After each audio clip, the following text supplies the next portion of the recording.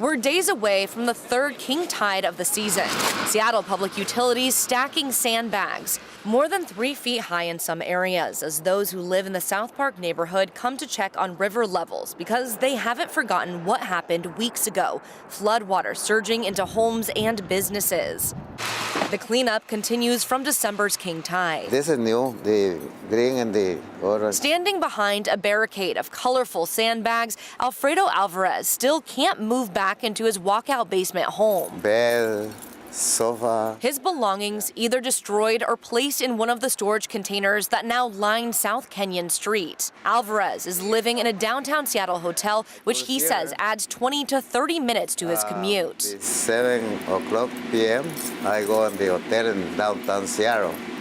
I come in the morning, 7 o'clock a.m. here for pick up my tools. He hopes to be back home within a month, depending on what happens with this upcoming king tide. What this does show you is that you've got a big area of high pressure building in along the west coast.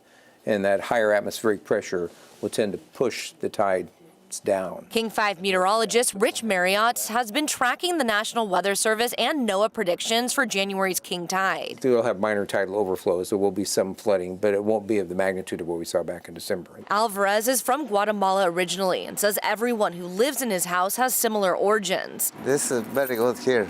Yeah. His community is on this street, and he's counting down the days until he can come back. I love you here. That was King 5's Kristen Goodwillie reporting. The city is developing a community notification system to alert when a high tide with potential for flooding is expected. Crews from Seattle Public Utilities will stay on site through this next king tide.